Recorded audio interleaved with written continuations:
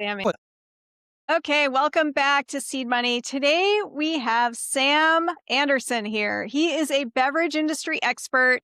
He's worked for Gallo, Diageo, Coke, Brown and Forman, all the big ones that you can think of. And we're going to talk about what it really takes to make it in the beverage space because this is what he knows inside and out. And when he realized a 9 to 5 was not as safe of a bet as, we all start off thinking it is, he went out and co-founded BevAssets and Frontline Beverages, where he now helps emerging brands with go-to-market strategy, distribution, expansion, and most importantly, what it creates to get sell-through, because that is the magic formula right there. yeah, So, velocity and reorders, right? yes, exactly. So, Sam, how are you doing? Thanks for taking the time. Jayla, first of all, thank you for the opportunity to come on your podcast and talk to your community. It's funny. The gray beer can't hide all the companies I work for, and I had to found a Bev Assets because I realized the 15th and 30th is not promised. So and when you work for so many companies, you do 40 years of it. It's time to just go out and on your own and start something. And we did Bev Assets with my partner Alicia Vargo, and Alicia captures this. I'm fortunate to have her as a partner. So I'd love to call her out. But we founded the company for two reasons. One is to help people find work, and two is to do right by brands. Those are our two whys. I love that. Yeah, we need more of that. Helping the brands out. Well, it's funny too because I think how we connected, I saw one of your LinkedIn posts pop up and I was like, "Oh my goodness, I got to have him on the podcast." And I opened up LinkedIn messages and I went to message you and saw that I messaged you like 15 years ago asking about distribution. I was like, "Wow, that is a full circle Yeah. moment right there." Yeah. Yeah, I think I replied. Yeah, Um, no, totally. No, it was just a yeah, that's when funny I was with thing. Work Beverage before it became Breakthrough Beverage. I mean, Yeah. how in my mind the industry has really changed, and there's massive change right now. And isn't that crazy that we talked 15 years ago and now we're I here? know. I know, it really is crazy. It's fun. That is the part I love about life and business and everything. It Oh, is yeah, a small world and in this so many industry is a ways. small world, that's for sure. Yeah. So let's kick it off here. I would just love to hear, like, I think, what you're currently, how you currently help brands. Cause I think I get a lot of beverage companies, coming across my monitor, you could say these days. And it's a tough industry. There is no denying it. CPG is tough. Beverages are tough. Alcohol is a whole nother layer. You do no, alcohol and non-alcohol, right? Yeah, we do spirits, wine, beer, NAs, THC hemp-based products, anything beverages. Yeah, We do through Bev Assets and obviously our joint venture Frontline Beverage, and we got can it. get into that as well. And so you guys you're taking on partnering with small brands. You're helping strategize their distribution plan. Are you helping get them into distributors? And then talk to us a little bit about like the sell through piece and your boots on the ground. Yeah, so at Bev Assets, think of us as we're consultants at Bev Assets, and Bev Assets, hence the name, is we have about 40 partnership companies that of our potential clients or clients come in, we like to think there's not a problem we can't help solve, from DTC, importing, exporting, global duty free, packaging, looking for distillate. We can definitely help them with opportunity. And how we start that, we actually look at their entire income statement, P&L, pro formas. We look at their marketing. We basically develop a commercial plan, all intents and purposes, because we basically, our expertise is on the commercial side of the equation. That'll actually inform a route to market in terms of how they go about it. And to do that, that's anywhere from 30 to 90 days work, where we actually get into the nitty gritty. A lot of times, most people that we talk to, they have some semblance of it, but they haven't organized it. So we Mm, just have to help organize their efforts. And we talk to probably 5 or 6 companies a day that are looking for that type of work, and we provide that. that's amazing. Yeah, I think it's kind of interesting because the beverage space in particular, it seems so easy. Like, I'm just going to make a beverage. That's what I did. I like naively was like, oh, it's one SKU. I can do this. I've been doing product development for like, fashion and action sports. This will be so easy. But there's all these little nuances with beverages and distribution. And most of the founders I see are first time beverage founders. They don't have even experience in hospitality.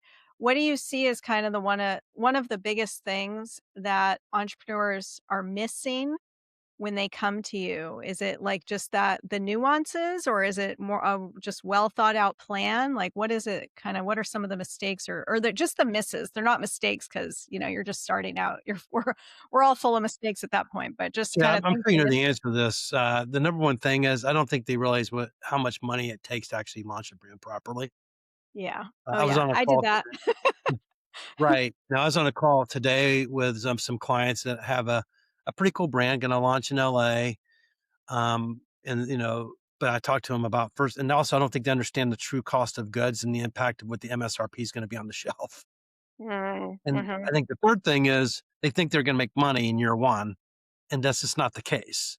Especially if we're coming out with an RTD. Now we're very truthful with the brands. And we tell them, hey, look, if you want to be profitable, maybe just build your backyard and just have yourself doing it, and that's a slow build. Yeah. Yeah.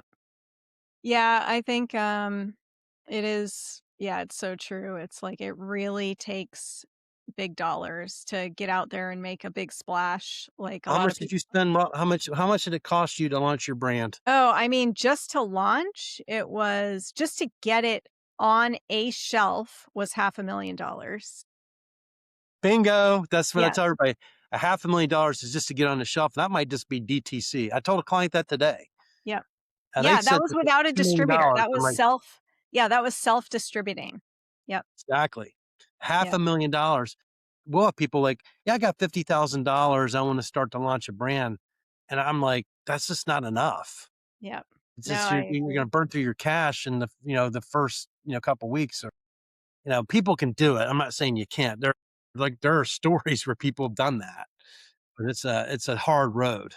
Yeah. Well, and I think it goes into, so let's say that you are, again, because a lot of the people listening to this podcast in particular are that really early stage, smaller brand, Mm. and they're going out to raise money.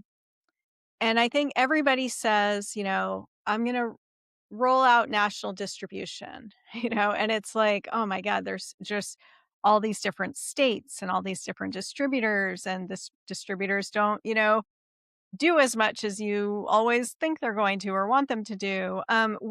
Any advice or suggestions for a smaller brand? Let's say they have $1 million to work with to prove traction, repeatable sales so that they could go out and raise that bigger round of funding. Do you recommend like containing it geographically or containing it SKU wise? Or what are some of the things that you've seen work for that smaller budget? The biggest success story that comes to mind right now is a brand called Carbless, owned by Adam Corner. He founded it in Wisconsin, and they built about I think don't quote me, but about a $70 million business in 2 states. They're in 19 states now, but he built it one community at a time, one zip code at a time, one state at a time. So what I would recommend to a brand, if you only have $1 million, is build your backyard. Number one. Number two is make sure while you're building an account, don't just go get ghost distribution. You know what I mean by ghost distribution? Yeah, like people who are just gonna basically deliver it? Is that what you mean? You get it on the shelf and you disappear. Yeah, yeah, yeah. Or you get it in a place in a back bar and you don't go promote it. If you're gonna get distribution at that zip code or that city level, go work that account and make sure it's on the menu. Make sure that there's a shelf talker on the shelf. You do some form of tasting. So activate that brand and get those reorders. Create velocity and demand.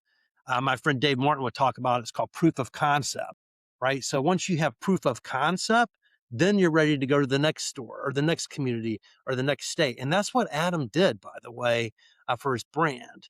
Now, Adam will tell you, you can build it the other way too, but you need a lot of money to do that. The guys at Surfside, matter of fact, I was at MBWA and I was standing there with Adam and I was standing with my friend Nico from Tequila Copa Cocktails. And I can tell that story later on if you want interested, if you can come back to it. But basically, I said, Adam, how did you build your brand? And he told that story. We built it one zip code at a time, one city at a time. But then he looked over to the left and he said, those guys at Surfside, They went nationwide, but that took millions of dollars to do that. Yep. The Yeah. last thing we want to do is to get distribution and not able to fill that order. You know why? They won't reorder. Exactly. I mean, Yeah. you own the beverage brand, right? So you get distribution at Target or Walmart and it goes out of stock, Yeah. they're not going to hold your shelf space because they're losing hundreds of thousands of dollars. If they have holes in their stores, they're not going to wait for you to fill the order. So distribution in a large account or in a distributor, make sure you can fill the order. That's why I'm saying you need millions of dollars to do that because what's the operating cost? That's the big, it's not just selling, but you have to produce the product. That's a big, Yeah. right? Oh, yeah. And you've got terms. Yeah, you got to pay for stuff up front. The distributors aren't. I just talked to somebody and their distributors wanted to change their terms to 90 days, meaning they're paying for the product probably at least 60 days before it hits the shelf, at least. And then they're not getting paid for another 3 months. So that's 5 months where you're just floating that cost. And that gets very expensive, especially as Everybody's you. going to 30% to the distributor margin, 30% to the retailer. And they definitely, if you're asking them to take a position, they're like, well, I'll do half 30 days. I want the next third at 60 days, and then I'll do the final third at 90 days. So they're definitely building terms in now. And the founders are like, well, how am I supposed to make money? I'm like, Yeah. you might make money on the sell or the build or get the volume. Yeah, it's a crazy thing too, because so I made that mistake. If I started, in our backyard in San Diego, in Whole Foods, doing tastings, had people doing tastings for me. I mean, just finding people to speak about your product in the right. I hired big national tasting companies, and it was like kind of, not really worth not doing what I had hoped it would do. And we were more focused on going expand, expand, expand, because that's kind of what we had promised our investors and spreading ourselves too thin, going into other states. And equally bad is if you can't fill the empty, space on the shelf is if it sits there too long. You know what I mean? I mean, how long do you think you have with a distributor? Look at 180 and 365. At Wow. 180, you start to move towards the 365. They'll have a conversation with you to say, hey, look, this is not moving. Now, I was on with a distributor. I said their name today. And you know what we were talking about building a plan, right? Hmm. You know what they told me? Our job is to get distribution, not create velocity. That's your job. Wow. Yeah, it's Meaning true. that's the founder's job. Yeah. It's not the distributor. These guys think they get distribution. Hey, I just got the Southern Glacier Wine and Spirits. Their job is not to build volume and velocity. Their job is to deliver it. And I was just told that Yeah. by one of the largest wholesalers in North America. Wow, and I mean, from my experience, I even very often had a hard time getting it delivered because it just gets lost, you just get as a small brand, it's just not a priority. It's just too Yeah, well, low a that's why volume. we founded our boots on the ground agency is because we love distributors. We have many distributors, our partners, and they do what they do really well. They get that product from the warehouse to the store. Mhm. Our boots go into those accounts. They sit on bar stools. They go talk to beverage managers, bartenders, packaged liquor store owners, and they go for pods, displays, menus, and cases. So we Wow, drive activities. We call ourselves the tortoises of the industry. that's amazing. And so will you guys do that for, like, let's say somebody's just really trying to gain traction in one state? Will you have the ability to start in one state? It doesn't have to be where somebody's ready for 6 states or, yeah. 1000%. We just onboarded 3 clients this past month. One in Tennessee, one in Kentucky, and the third one is going into New York. And just one boot in each one of those states. That's And great. we launched 2 of them next week on the 16th as an example. So yeah, you don't have to be nationwide. We do have some big suppliers, obviously, that we do that work with, but that's why we're here. And I think what separates us versus everybody, and it's not an advertisement, you can use anybody you want, but we only put up to 6 suppliers in a person's bag, and they're hitting 25 to 30 accounts a week. Now, you dealt with a distributor. When was the last time a distributor pitched your brand 30 times in a week? Never. Yeah, Never, never. never. So we promise activity, right? So we know that activity will convert. Mm-hmm. right? And we also promise to convey to you what those activities are. And we'll tell you the good, the bad, and the ugly and what the needs are and where we're winning. But you're gonna learn really quick of your, if you want to do, like, we have a brand that wants to do a market test in LA. Okay. And it's lovely couples. They're around my age. They're all like semi-retired, getting ready to retire, but they came out with a brand. And it's being made in LA. And they're talking to us about doing our 30 to 90-day program with Alicia and I. And they're like, hey, we're going to do a market test.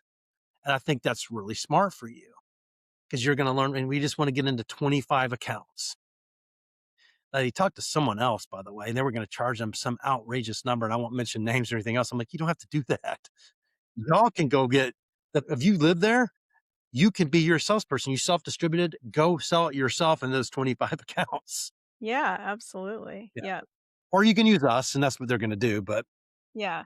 No, that's great because I think if I'm remembering back correctly, it was basically like we had distributors and then we would hire tasting companies to try to and sales reps also. But then it's just you have so many moving pieces.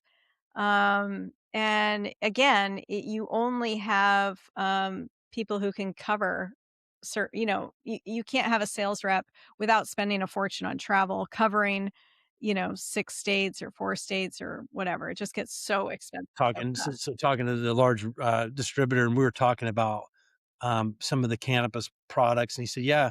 I said, "You need." Reason I was on the call with my client, we offer a boot to my client, right? So part of getting the distributor to get behind the brand, like, "Hey, we're going to put a boot in Minneapolis," and they're like, "That's great." He says, "What's happened is these guys have 3 or 4 people, and now they're taking those 3 or 4 people and they're expanding them in multiple states." I'm like, "We don't do that. We Mm, put a person in a market. A market's Minneapolis. If you want someone in Rochester, if you want someone to go to Chicago, we have a Chicago person. We focus on a market area. And if you look, the number of liquor store licenses across North America, there are plenty of places to go to build a brand. But mhm, what happens is we had a client come to us and said, hey, look, would you do a regional approach? We're like, no, because now you're paying for travel. The person's getting on a plane. I've done that. I mean, I would fly to Texas, have great success, and I would leave Texas. Guess what would happen after I left Texas? nothing. Nothing. Yeah. Exactly. Bingo. Nothing happened. They made me feel good while I was there. I was getting distribution. Oh, I Yeah. love your product. I left. Guess what? 70% of the accounts didn't order anything. Oh, I know. Yeah, Yeah. that I've been there. Yep. That is Yeah. no fun. Oh my goodness. Yeah, I think it's a great service. It was definitely a gap that I saw when I was doing that. So talk to us a little bit about what are you seeing in terms of trends right now on the market? Like what are distributors paying attention to? Like any insights there? Well, have you read, do you get Mark Brown? No, I don't. I don't really I'm not Oh, okay. as You need to sign up closely. for the Yeah. Mark Brown report. If you want to know what's happening in the industry, it comes out every morning and it'll tell you. So when you open up the news and the beverage industry right now, especially in the adult side with the cannabis side, it's like Armageddon. So in the spirits business, the only thing that's driving spirits right now growth is RTDs and tequila. Beer is down. What's driving beer is NA beer, athletics on the top of the heap. Wine is definitely having this moment. I mean, it's just they got to figure this out. I mean, people are pulling vines out of the ground, and wineries are closing, Uh, right? yeah, it's Then you horrible. have NA products, and they're like, "Hey, we're the greatest thing since sliced bread." And by the way, I'm a big believer in NA. Everybody, if you captured this episode. I'm a big supporter. We represent NA brands, but it's 3% of the adult beverage category. So you got to call it what it is. So there's a lot of noise around it. The adult beverage category, driven by alcohol, is still 95 to 96% of the business. And then you have these hemp products, right? And the federal government by November of next year is going to make it illegal. So they're all fighting for their lives right now. And everybody's making the big bet that, things are going to change, that they're going to age gate themselves. They're going to, put the limits on the products. And then they're putting like, making sure like there's like, safety measures on the can to tell people what they're actually consuming. Is this product, when a product comes out, I'll step back. A lot of times the laws will follow 2 years later. And that's just what's happening with hemp. So I Mhm. hope they work it out. But yeah, there's a lot going in the industry. And then RNDC, quite frankly, is imploding and selling off to Reyes. and they just announced, several more states. So they had initially seven. They've added Texas, Colorado, Georgia, and Florida to the mix. So meanwhile, everybody's sitting back with everything I just said, right? These wholesalers, they're waiting to see what happens with the fallout from the RNDC with Reyes so they can pick up brands. So Mm, what I see is the top is compressing, the middle is disappearing, and the bottom wholesalers are growing. interesting. Oh, wow, crazy. So I think that supports all the more like from a strategy standpoint to build in your own backyard, right? It's like the really trying to go broad. And again, I'm bringing this up again because I'm seeing a lot of these pitch decks, and the goal is to reach 100 million in 3 to 5 years, and there's nothing wrong with wanting to pursue that, but I think a lot of times people put that in their deck because they feel like that's what they should do. And I think this pivots into that 9 to 5 conversation of like, why are you really starting a brand?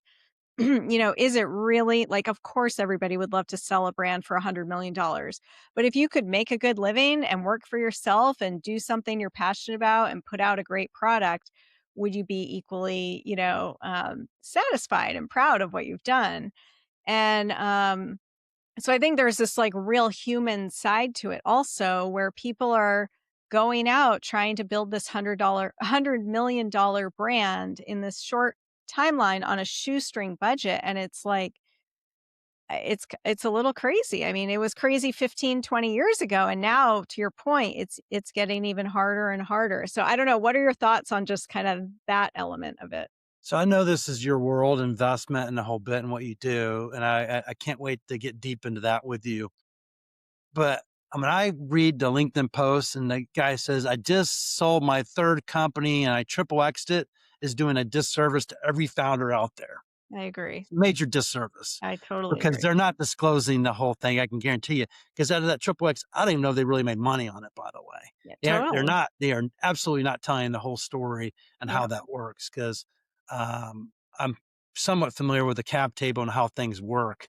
I know you're more familiar than me, so I'm not going to pretend I'm being an expert. So I think the smartest founders, I'll tell you about my friend Jackie Thompson. I literally just had coffee with her this morning. And she used to work for Prince, but she was Prince's general manager, just to let you know. And she found a mezcal brand. And guess what? Jackie's not trying to make $100 million. Jackie's building in two places, Minnesota and San Francisco. And guess who's building Jackie's brand? Jackie. Jackie's building Jackie's brand, and Jackie's partner in San Francisco. And she's doing it one account at a time. And I said, Jackie, how are things going? I've opened up 15 accounts. And I met with her last year. So she has 15 accounts. I said, are they reordering? She goes, yes. And I said, how are you getting that account? And we both laughed. She goes, you know what? And she told the same story she told me a year ago. You know what? I just arrived at an account, sat on the bar stool, and started asking questions to the bartender. Didn't try to sell anything. And all of a sudden, they were talking about the drinks they serve and the whole bit. And then the bartender says, "You know what? You should meet such and such, the owner." And then the owner comes and talks to Jackie. That person actually opened up Jackie in 5 more accounts because Mhm. she went out and did that. And she's not trying to build 100 million brand in 3 to 5 years. I'll be quite frank. I think brands can do that. There certainly can be another Olipop around the corner, Mhm. no doubt in my mind. And it's good to be aspirational to your point. But we're very real with for people. I'm like, oh, how are you going to build 100 million business? Do you think you're going to make money from day one? And maybe people think they can make money from day one. Well, look, I got to sell it at 24.99 because I got to make 40%. I'm like, but the market's at 14.99. Yeah, but Mhm. my ingredient's much better. It's just all natural ingredients. It's the real thing, the whole bit. I'm Yep. like, the consumer doesn't care. Yeah, I that part is tough. I think, a lot of people fall into that, Did guilty you over fall under here that? and oh, Did you yeah, of fall under? course, yeah, of course. Mine was, like, so much more worth, an extra few dollars. Yeah, I think, there are pricing sensitivities that are real, and if you don't pay attention to those, you can be sitting there going, "Wait, why is my product not selling? I'm sitting on all this inventory," not a good thing. Yeah, I think it's interesting that, the building a brand yourself, even taking that just at least for the first 2 years and focusing on that, because that is gonna build a story that is so much more investable, you know what I mean? If you do wanna go get outside investment. But, I mean, like you said, there's all different ways to do it, but I think more often than not, the billion-dollar exit is just not the reality for 99%. So it's like, why not do what you can in the beginning to at least focus on being, sustainably staying in the game, for at least 5 years and, build up the story. Well, you probably know the numbers. If you get past 3 years, and you're still making some money, you're on the path to being somewhat successful. But the most critical part is 1 to 3 years, and we see a 95% failure rate in that time frame of brands that come to market. 95% failure rate. That's why we developed what we developed, is we like to think we could cut that in half to give them an opportunity. Yeah. And some brands don't listen, some brands do, and then some brands get impatient really quick, because in this business, it's, you've had to experience this, Jayla. When you launched your brand, how hard was it to go the first mile versus the second mile? Do you understand my question? But yeah, I mean, it took me forever to get into Whole Foods. I mean, I got denied by them 3 times. I had to go to 3 different buyers. I mean, it was, and then once you're in one, it's easier to get into the next one and, the next one. And, I love what you just said about sitting on the bar stool. And I wanna go on a quick tangent on that real quick because I Yeah. think actually applies to people reaching out to investors. I get so many people emailing me, "Hey, do you know any angel investors in my space? Hey, do you know any angel investors in my space?" So it's like, I don't even know you. I have no idea, like, your background. I haven't talked to you really, and so it's the same thing of like, there's this relationship building piece that just kind of gets, I don't know if it's like ignored or if I don't know. I'm just running into a lot of people who are ignoring it. But I think what you're saying is you don't just go to a buyer and say, "Hey, buy my product." You know what I mean? That doesn't work. And it's like, you don't just go to an investor and say, "Hey, invest in my product." You have to build some trust, build some relationship, like get some credibility. So as a industry, sales expert. Give us a little more on that because I think a lot of times too, these founders were product people, right? Like I came from a product background. Yeah. I had never been in sales Yeah. and, go ahead. Yeah. No, I would say that you are an expert, and you just answered the question to the test, is that you actually built a foundation for your brand. And it Mm. took you 3 to 4 times to go the whole food buyer, but once you got in the first store, were able to get the second store was easier. It drives me nuts when people show up at our door, and I'm like, "Why are you here?" "Well, because I'm not selling anything, and my broker failed me." And I said, "Well, who are you with the whole bit?" And they're like, "Well, they didn't open up," and we stop them. We are actually, "You know what? I think you're wrong. I think they did something. They built a foundation for you." I always tell the story about broker number 1, 2, and 3. So they'll go to broker number 1. Maybe you did this with your brokers. Didn't move fast enough. But they maybe called on some accounts, didn't see a lot of traction. You fired him. Went to broker number 2, wasn't moving fast enough. You fired him. Went to broker number 3, had some success, but again, you have a lot of pressure from investors, so you fired him. But you go to broker number 4, and all of a sudden, broker number 4 blows the door wide open, and it's the second coming of Christ, and things are great. Guess Yeah. what? You did broker number 1, 2, and 3 a disservice. You know why? Yeah. Do you know why? Yeah. Well, yeah, because you're not giving them any credit, right? It's like, They built your foundation. yeah. They're the ones that actually talk to accounts, get people familiar. And so we tell people, maybe you should go back to your other broker and give them a shot, or introduce them to us, because I think that comes down to a communication gap. So Mhm. many brands think, okay, have investors, and I have this great product, and I got into distribution. Why isn't it selling? I'm like, well, now you got to do tastings. Now you got to activate that brand. They're like, well, I'm paying you. I'm like, yeah, you paid me to get into distribution. You paid Mhm. me to get it in the shelf, but you gotta get the consumer to come buy it. Yeah. So on that note, what do you see, any advice in terms of SKU count and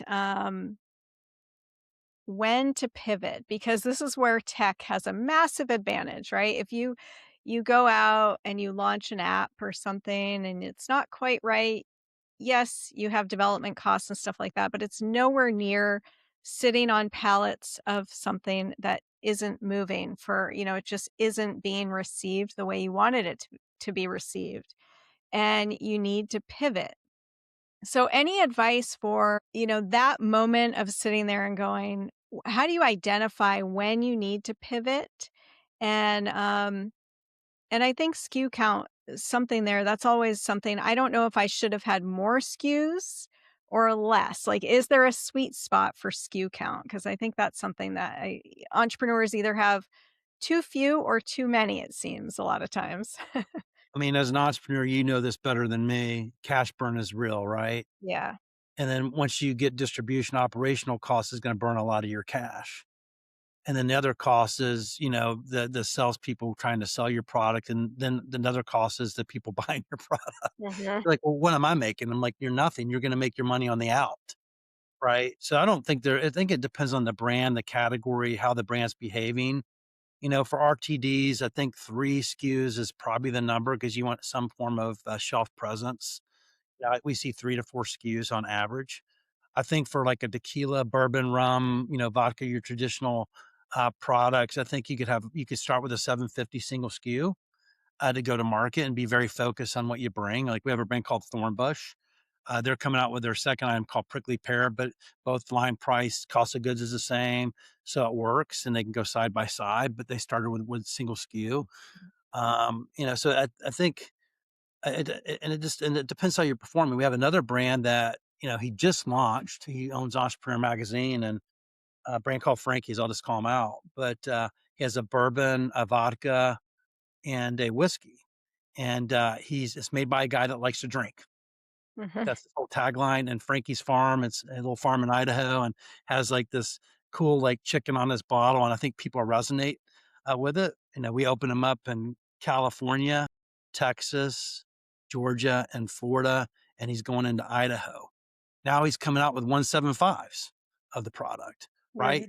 But Hmm. our distributors are selling pallets of that.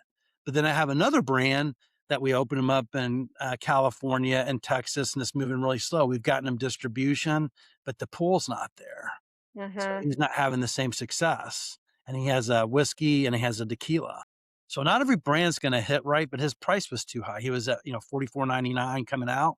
We've lowered the price now to 34.99 for the tequila and 29.99. I'm not saying everything's driven by price, but let's call it what the category is right now. Hmm. You can get really good whiskey under $30. Wow. Yeah. Yeah. Interesting. If you're not getting that sell through, like what questions do you ask your retailers before your 6 months is up to know if you're on the right track, or if you really need to consider, like, do I need to pivot before it's too late? So in our business, a retailer is going to tell you fairly quickly. Like in California, if you go into a retailer, you're going to probably pay some form of a quarterly or a quantity discount for up to 90 days. So they're going to want something to value.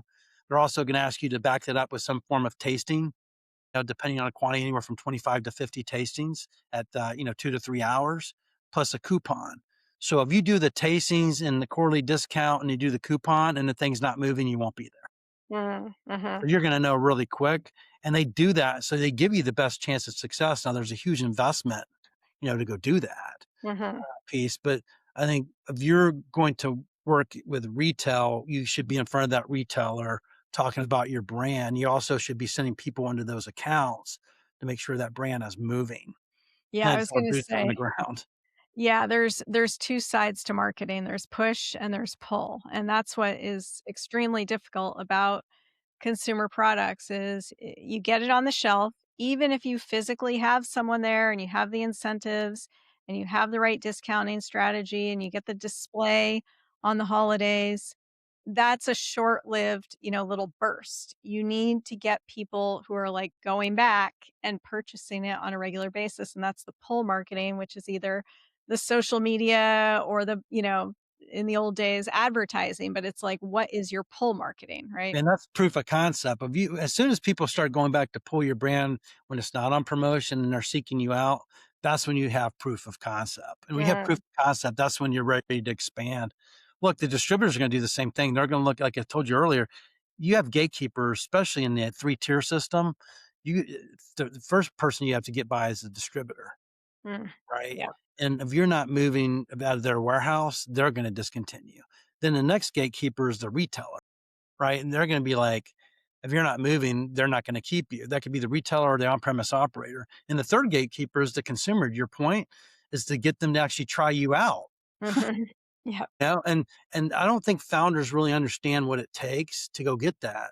And you did a post about this. Let's just like these founders will go to Expo West, and I love Expo Oh, West. I yeah, we love should the talk about this, yeah. I do too, I love trade shows, Yeah. yeah. Yeah. I love trade shows, big believer in 'em. We participate in them the whole bit. But I think there's a time and place to do it. But a lot of them go there and they'll drop, $50,000, $100,000, build these big fancy booths. They could have spent that on pull through, activation. I think you said on your post, like, go travel to a market and go work the Mhm. market. I think your post said that. Yeah. I think you did people a great service to actually call that out. Aw. Yeah, no, it's crazy, I've like I said in that post, I've done so many different kinds of trade shows, action sports, shoe trade shows, food and wine, but I would say the best hack for a startup, and this is what I did a lot of times, is just go help like a brand that's not a competitor, get the pass to get into the trade show, and just go network and walk the floor, and you can go to the events and network and probably get the same amount out of it without having to have a booth there. You know what I mean? Bingo, Yeah. bingo, bingo, bingo. So probably moving forward, well, we're doing some visibility for Frontline, obviously, and all those brands are looking for distribution. So we're sitting there right in the middle of them, like, hey, we find distribution, have boots on the ground. So we're like in the middle of them, like they're like, oh my God, that's what you guys do. I'm like, yeah, come talk to us. We find distribution, we put boots on the ground, we call on chains. All three things you want, we do that. Yeah, that's So amazing. for us, it's like put in the middle of it, but we do that. My partner will go get a pass or something and go walk the floor and set appointments. Mhm. You get, quite frankly, you get more out of that versus spending $50,000 on a booth. Yeah, totally. You And don't have to do it. even like Expo West, I haven't been in a few years. Do they still do the startup like floor downstairs where it's really new brands, like in the basement floor? Yeah, most of these trade shows, like if you go to MBWA, WSWA, Bar Brooklyn, whatever you call them, they're all brands that are looking. They're like, I need a distributor. I need to get into chains. Can you help me? They're there for a reason, right? Yeah. And there's some good trade shows. Like if you have some chain buyers walking around and, careful what you wish for. If you can get a Circle K or a 7-Eleven or a Sprouts or whomever, if you can get that meeting, just make sure you can support it. Mhm. Yeah, totally. Yeah, that's a whole whole 'nother thing. Yeah. I think that so is that something it sounds like you help with? If somebody has loose projections, you can go in and because I think that's a big I paid thousands of dollars for projections. God, what was the name of the company? They were Investment, actually um, what was it called? InvestBev, No, that wasn't it. I'll have to look it up. I don't even know if they're still in business, but they basically yeah, go for it. They put together like a projections sheet with all the nuances of beverage. And like, if you get into this chain, you got to account for, discounting strategies and blah, blah, blah, all this stuff, distributor fees, all these things I didn't know about. So do you help refine that for brands? Because I see that as a big missing piece, not just for beverage. A lot of entrepreneurs, they have their pitch deck, but their financials are just like so thin. yeah, There's no we real we part of substance. the commercial plan, we base this is, I basically take a workbook, I fill it out from, we call it like their destination, which the mission, the map, the mission, in order to get the destination, we do that. We do what's called OGSM objectives, goals, strategies, measures, and we do it the what's and hows. And then we start to drill down. We start to develop strategies and goals. We tie the goals back into the strategies and strategies back to the goals. and we go all the way down to the store level when we get to the route to market, and we actually look at their budgets. So there's a brand that's launching in April, a cool brand called 613, and they're making a big bet, very successful business people, man and a wife, and we're working with a financial expert because I'm a commercial guy, I'm not a financial expert, and I don't raise money, but we work with those folks and we just say, look, there's somewhere in between reality. But we looked at their plan, it looked relatively reasonable, coming off the line the whole bit. But yeah, we do that work. Like I told you earlier, I don't know if we said it, we recorded it or before we got on. Oftentimes it's there somewhere in their pitch deck, somewhere on their pro forma, somewhere on a spreadsheet. We just help refine it and tighten it up and then have them really understand. I'm a big believer of, you don't know where you're going, and if you don't know where you currently sit, there's nowhere, you don't know how you're gonna get there, right? So that'll help inform the map and how you get there. But some people just start like, "Hey, I got my friends and family invest in this brand. I found a co-packer, and I know I wanna be in RTDs. I like this flavor." And I'm like, "What's your cost of goods?" And tell me today, $2.50. I'm like, "What price do you think you're gonna be at the retail shelf price?" "Around 20 bucks." I'm like, "Do you know the market's at 14.99?" So, like like, what makes you to believe that you're gonna sell your product for 29.99? Yeah.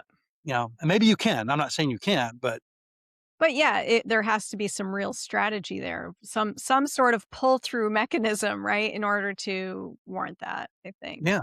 Or have someone Um, like, people I think didn't were you on Shark Tank, by the way? yeah.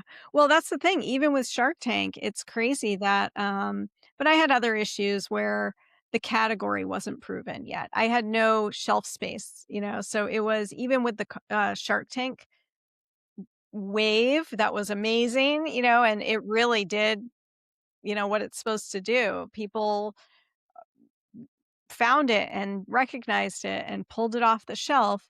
But that only goes so far. You need sustained. I need like Shark Tank to air, a new Shark Tank once a year kind of thing to expand.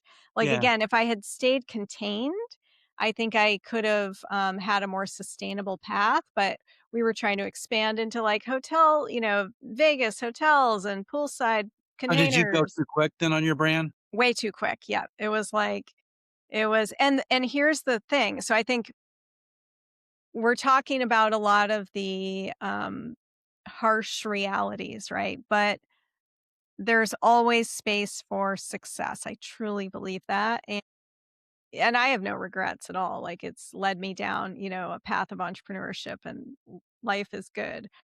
But I think in order to, increase your chances of success, you really need to be around experts who know the industry that you're in. And none of my investors came from the beverage industry. And really, most of my advisors were not in the beverage industry. So I think something like you guys are offering, if you're a brand and you don't have a background in the beverage industry, again, it's a relationship driven industry, just like a lot of them. You need to know the ins and outs. There's a lot of nuances, and surrounding yourself by expertise in the industry can really increase your chances of success. So I think there is plenty of room to be successful for people who do it in a smart way. You know what I mean? Yeah. So Yeah, I yeah. it's interesting. I mean, what happened to your brand? Did you sell your brand? Did the brand fizzle out? Does it still exist today? No, I ended up closing it. So I got so burnt out trying to, visit all these territories, national. We were shipping to Taiwan. I mean, I was traveling like crazy. We put off having kids. I was, 38 years old, totally burnt out. My great grandmother had a heart attack at 36, or Oh, sorry, 46. yeah. I had high blood pressure. I mean, I was really not in a healthy place. And I talked to all my investors. I went out to raise more money. And at this point, I was going to be a minority owner because kept raising, raising, raising. And it also, Mark Cuban was financing inventory runs for us, which was great. And we were repaying him, but it wasn't enough. You still need all those marketing dollars. It's not just the cost of goods. And anyway, then it was like a red flag that, I had a billionaire, investor, and he just had 80 something Shark Tank companies, and he'd finance inventory but wouldn't do, new equity runs. So anyway, all that to say, I talked to my investors and I was like, I'm not sure what to do. And they're like, it's not for lack of effort. The category just isn't, it's not taking off the way we thought it would. We're under resourced, and if you need to pivot, you have our blessing. I was like, oh my gosh, okay.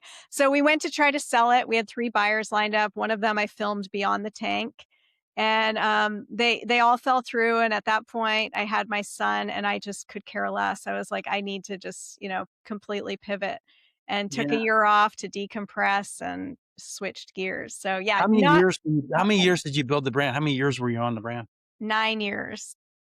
Way too It's long. 4 I years so too long. appreciate you should post this and take this clip and put that out there. People need to hear what you just shared because first of all, your greatest success is when you knew when to quit Yeah. and step back, right? Mhm. I talked to another guy. He had a very successful brand, 10 years, and he said he should have closed it 3 years earlier, but he just kept on going. Yeah. And you could see what like I was trying to do, get some work with me and help him out. And he consults now, like with formulators, and brilliant young man.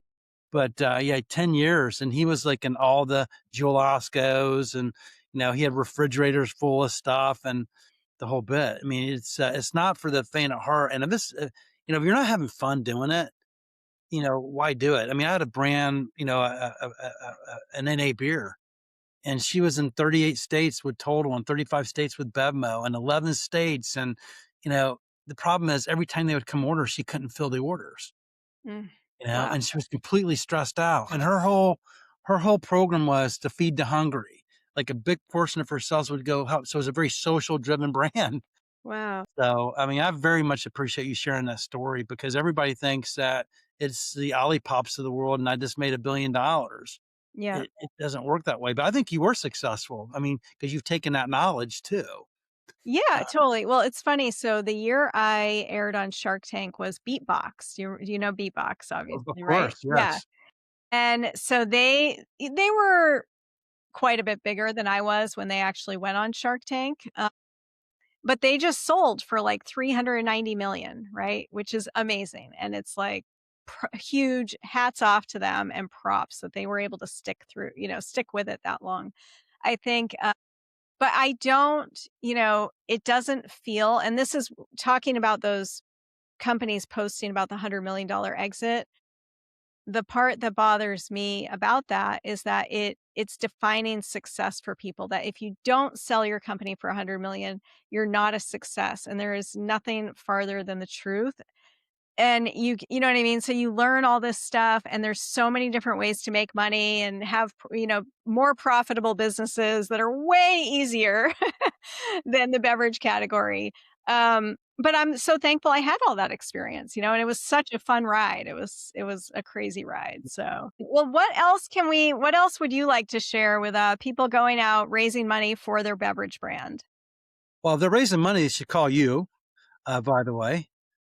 So I know that you specialize in that. At least you can give them I think you shared this with me. It's like I think when you bring someone to the I don't know if it was you or someone said this, but I'll just share it that I think find the expert in the space that you don't have expertise in Mhm. and utilize them and be smart enough to accept what you don't know and bring people into your life to help you be successful. And by the way, that takes money and investment to do that. So be prepared because people aren't going to work for free for you. They Mhm. certainly like you. So I think doing that. And if you're honestly looking for, money, and be careful what you wish for, because I'm sure you've experienced this when you bring someone, maybe you said this, when you have an investor, it's like a marriage. Did you tell that to me? Is that someone that you No, I talked didn't, about? but yeah, I agree with That when it. you Yeah. bring someone when you have an investor, it's like a marriage. So just be prepared because divorce is going to be harsh. So I'm sure you've experienced that. But yeah, I think just to convey if you're looking to bring a brand out to market, just make sure that you do your homework up front. Take the investment, that costs you, $25,000 just to see if it's going to work or not. It's better than spending 2 million. So it does to test it out. If you want to build a brand and make a lifestyle business, you can do it in your backyard. You can self-deliver and build your brand. It absolutely can be done. You don't have to go and be the next Olipop. You can have a very successful business like my friend Jackie I shared with you. She's building her mezcal and she's building it in Minneapolis and she's building it in San Francisco. And she's having fun doing it. And you know what? She's doing that and she's going to consult at the same time. So she has a brand and she's consulting and she's been building her, tequila brand for 10 years, you know, I love 10 that. years. So Wow. she didn't sell it the 3 to 5 years for what, 100 million. Yeah. I love that. And the guy you mentioned who did 70 million in 2 states. That's incredible. Yeah. Carbless. I'll introduce you to him, by the way. Yeah. He's a good Great person for you story. to definitely. He's bigger than life, but, he built his brand, him and his wife, which is amazing to me. Very cool. Yeah. Love it. Okay, well, we will put your links down in the show notes where people can reach out to you. You're also pretty Yeah. active on LinkedIn, right? So connect Yes, with ma'am. Sam. Yeah. Yep, we'll put your LinkedIn down in the profile. And this is so fun to connect. Thank you so much for taking the time and for doing what you do to do better by brands. Much needed out there. So, and we didn't even get on into all the other stuff you're doing with robotics, but Oh, yeah. we'll have Let's to have do a it. Let's part do it. two. Yeah, part 2. That's great. I'd love to come back if you have me. So Would that's all. love it. Okay, amazing. Thank you, Sam. We'll talk to you soon. Thanks for listening to Seed Money, and especially thank you for sharing the show with other people. Every time you share the show, you're helping someone turn their idea into reality. If you've enjoyed listening, the best thank you is to rate and review the show on your favorite podcast app. It not only helps give me feedback for what kind of information you need, but it helps the show reach more people just like you so they can start their business, raise capital, and get the funding they need. And stay tuned for the next episode of Seed Money.